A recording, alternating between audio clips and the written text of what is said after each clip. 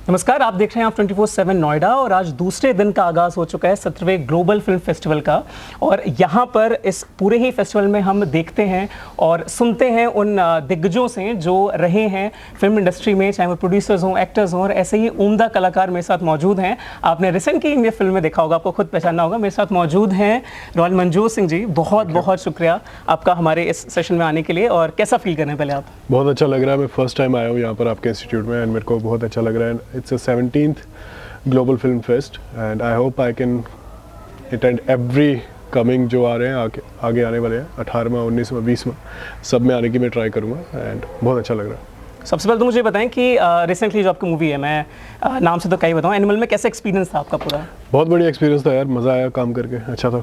तो अभी तो क्योंकि अब हर कोई आपको जानने लगा है, तो क्या कुछ आपके लाइफ में, पर्सनल लाइफ में भी चेंजेस आए हैं या काम को लेकर क्या चेंजेस आए हैं, उसके बारे में अगर बताना चाहें तो? चेंजेस एज इन कुछ मतलब लोग पहचानते हैं, एक ये बड़ा चेंज है। उसके अलावा जहाँ जाओ वहाँ लोग आपको अप्रिशिएट करते हैं काम को। एक सेंस ऑफ रिस्पॉन्सिबिलिटी भी सामने आई है? रिस्पॉन्सिबिलिटी एज इन, हाँ, मुझे लगता है कि अब मुझे कहीं चीज़ें मतलब प्रमोट करने के लिए पहले सोचना पड़ता है, कुछ भी ऐसा।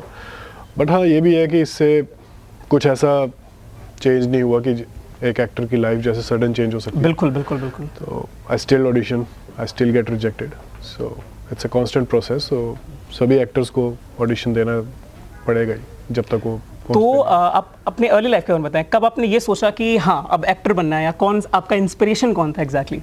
आई थिंक मेरे इंस्पिरेशन मेरे पापा ही थे, because he is always been a very entertaining guy. और उनको देख देख के मैं उनसे सीखा हूँ एंड वो म्यूजिशियन है बहुत अच्छे, उनसे म्यूज़िक भी सीखा है। तो आई थिंक वहीं से मेरे को थोड़ा सा बचपन से ही थोड़ा पैशनेट हो गया था मैं इस लाइन को लेकर, इस इंडस्ट्री को लेकर। तो परस्यू मैंने काफ़ी लेट किया अपनी एमटेक के बाद। सो अगर मैं रिसेंटली रिलीज एनिमल मूवी की बात करूं तो उसमें बहुत सारे लोगों ने कंट्रोवर्सी क्रिएट करने की कोशिश की कि हर किसी को पसंद नहीं आई, या कुछ लोग कह रहे हैं कि बहुत ज़्यादा ये मिसोजिनिस्ट मूवी है, ऐसा कुछ। तो उसमें मेरा सवाल आपसे ये है कि देखें, मूवी तो पूरी सुपर डुपर हिट हुई है, दैट मीन्स ऑडियंस वहाँ भी हैं। तो आप ऐसे लोगों को क्या कहना चाहेंगे जब लोग ये दलील देते हैं कि मूवी हर किसी को नहीं देखनी चाहिए, उसमें ऑडियंस तो हमें दिख रही है। तो आप क्या कहेंगे इसमें कि हमें इन तरह मतलब हर तरह की मूवीज़ को प्रमोट करना चाहिए या फिर एक बैरियर होना चाहिए उसमें? आपको क्या लगता है? देखिए, क्रिटिसिज्म होता है, हर चीज़ का होता है, अच्छी बुरी चीज़ों का क्रिटिसिज्म होता है। हाँ, अगर कंस्ट्रक्टिव क्रिटिसिज्म कोई दे सकता है, किसी को अगर cinematography, background music, art, direction से हर एक चीज़ के बारे में बात करनी है तो करो। बट अगर आप स्टोरी को लेकर कि ये मूवी में ऐसा क्यों दिखाया, तो आप मूवी देखने जा रहे हो, इट्स फॉर एंटरटेनमेंट पर्पस, ठीक है। तो आपको अगर क्रिटिसाइज़ करना आप करो, उससे कोई फ़र्क नहीं पड़ता। जिन लोगों को पसंद आएगी वो आएगी, कुछ लोगों को नहीं आएगी वो नहीं आएगी। तो इसमें हम किसी को कुछ बोल नहीं सकते, सबका अपना ओपिनियन है। नहीं, पर अभी आपने एंटरटेनमेंट कहा, लेकिन नॉर्मली हम देखते हैं कि जो मूवीज़ होती हैं उससे हम इंस्पायर होते हैं। जैसे अगर आपने देखा होगा जो स्मोक नाम से मूवी आई थी जॉन अब्राहम की, उसके बाद हर जो यूथ था उसमें क्रेज़ था कि नहीं अब तो स्मोकिंग करनी है कूल बनने के लिए। या तेरे नाम आई थी सलमान खान की, उसके बाद हर कोई स्टाइल करके आया। तो हम ये तो नहीं कह सकते कि इंस्पायर नहीं करते या सोसाइटी में इम्पैक्ट नहीं करते हैं, पर लोग यही दलील देते हैं कि सोसाइटी पर बहुत गहरा इम्पैक्ट जाता है मूवीज़ का।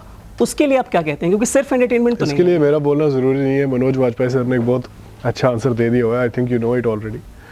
तो अगर मूवी से कुछ ज़्यादा इम्पैक्ट पड़ता होता तो अभी हम ऐसे समाज में रह रहे थे जहाँ कोई क्राइम कुछ नहीं होता। बिल्कुल आइडियल समाज जिसे कहते हैं। तो आप एक एंटरटेनमेंट पर्पस के लिए जाते हो, अगर मूवी का नाम ही एनिमल है तो आप देखने जा रहे हो, आप हम साथ हैं वो एक्सपेक्ट नहीं कर सकते। तो ऐसा कुछ नहीं है। हम इससे ज़्यादा वायलेंस हम देखते हैं हॉलीवुड मूवीज़ पे, हम उसको क्रिटिसाइज़ नहीं करते। और वायलेंस इन द सेंस मेरे को लगता है जहाँ पर इसमें सबसे ज़्यादा क्रिटिसिज्म हुआ है कि लड़की के साथ गलत किया है। बट इसके अलावा बहुत चीज़ें दिखाई गई हैं। वो लड़का जो रणविजय कैरेक्टर है वो अपने पापा के साथ बहुत ऑब्सेस्ड है प्यार में, वो इसलिए उसको कुछ नहीं दिखता अपने पापा के आगे।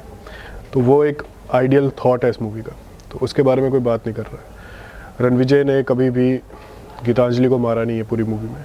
इनफैक्ट गीतांजलि ने रणविजय को मारा। आप मेरे को बताइए आज के ज़माने में कौन सा ऐसा पति है जो अपनी बीवी से थप्पड़ खा के उसको आगे से मारेगा नहीं? बिल्कुल बिल्कुल बिल्कुल। So, ये सब चीज़ें काफ़ी कुछ है। अगर जैसे क्रिटिसिज्म हो रहा है, जो क्रिटिसाइज़ कर रहे हैं लोग, जैसे वो पॉइंट पकड़ रहे हैं, अगर हम भी पकड़ने में आ जाए तो बहुत चीज़ें हो सकती है ऐसे जो हम भी पॉइंट रख सकते हैं। बट ऐसा कुछ नहीं है, मूवी है एंटरटेनमेंट के लिए, देखिए एंटरटेन हुई है, बात खत्म, इतना ही है। संदीप रेड्डी वांगा के साथ आपने काम किया है, पुरानी उनकी मूवीज़ भी मतलब बहुत जो उनका एक विजुअलाइजेशन का तरीका है वो बहुत यूनिक है और अच्छा भी है। तो आपने काम किया है, आपको वो कैसे लगते हैं एज अ पर्सन और as a director? As a person और एज ए डायरेक्टर उनसे डर लगता है। एज ए पर्सन उनके साथ बात करते रहो तो बंदा बोर नहीं होता। ओह ओके, तो नाइस, वेरी। तो मतलब उनके साथ काम करके आपको ये लगता है कि ओके बहुत इंटरेस्टिंग है, जो इनका विजन है वो आपको इंटरेस्टिंग लगता है? हाँ, मतलब उनका जो एक विजन है, जो उनकी थॉट प्रोसेस है, जो उनका हर एक चीज़ को सोचने का तरीका है। जैसे आप पटौदी का सीन देखेंगे तो पटौदी पैलेस में एक सिख फैमिली को दिखाते हुए दीवारों के ऊपर फ्रेम थे जिसपे सिख कैरेक्टर्स, ऐसे पगड़ी पहने हुए लोगों की पुरानी फ़ोटोज़ हैं। तो उनका एक हर चीज़ को दिखाने का एक मतलब होता है। जैसे आपने देखा होगा जब रणविजय गीतांजलि को पहली बार बोलता है कि अल्फ़ा मेल है, तो अचानक से उसका पैर पकड़ लेता है। और रणविजय को भी नहीं पता होता और गीतांजलि को भी बाद में नोटिस होता है। तो ये सब चीज़ें जो सोच सकते हैं, वो कुछ लोग समझ सकते हैं इन चीज़ों को, जिन लोगों को इन चीज़ों की समझ आती है। मतलब वही attention to detail, attention to detail है उनकी। And he is a very keen observer, very keen artist I will say, जिनको अपना आर्ट एक डिस्प्ले करने का बहुत अलग तरीका उनका।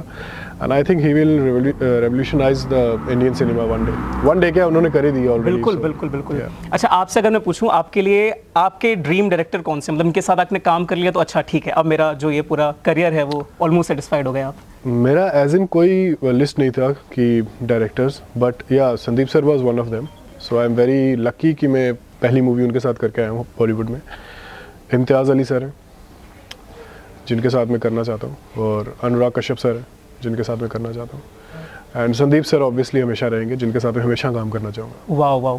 बस एक आखिरी सवाल आपसे ये कि आजकल लोग क्या है, क्योंकि एक्टिंग भी आपको सीखनी पड़ती है, आपको उस तरीके से अगर कैरेक्टर में जाना है तो आपको उसकी बारीकियत जो है वो पता होनी चाहिए। तो आजकल आपने देखा होगा लोग बहुत ज़्यादा चाहते हैं कि फेम जल्दी मिल जाए या मेहनत नहीं करना चाहते, और कहीं ना कहीं जो जितने भी आप आर्टिस्ट देखेंगे जो थिएटर करके आया, मनोज बाजपेयी जी की आपने बात की, वो एक जो रिफाइननेस आपको उसमें दिखेंगी वो बाकी लोग में नहीं दिखेंगे। तो आप क्या कहते हैं, आपके लिए भी क्या एक्टिंग एज अ स्किल पहले सीखनी चाहिए फिर आगे मूवी साइन करनी चाहिए, कि नहीं या सिर्फ आपको फेम मिल रहा है इसलिए आगे बढ़ना चाहिए?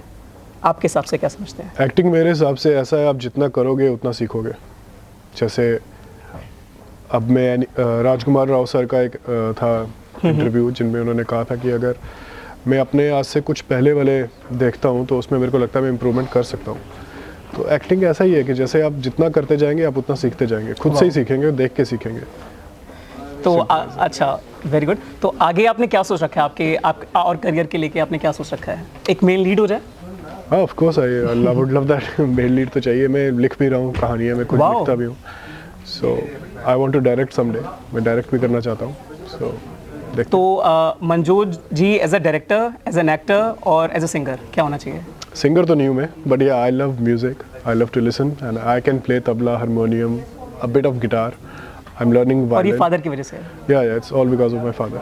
वाओ। सो इसके अलावा I just want to be actor, director someday I can see. Thank you so much हमारे साथ जुड़ने के लिए।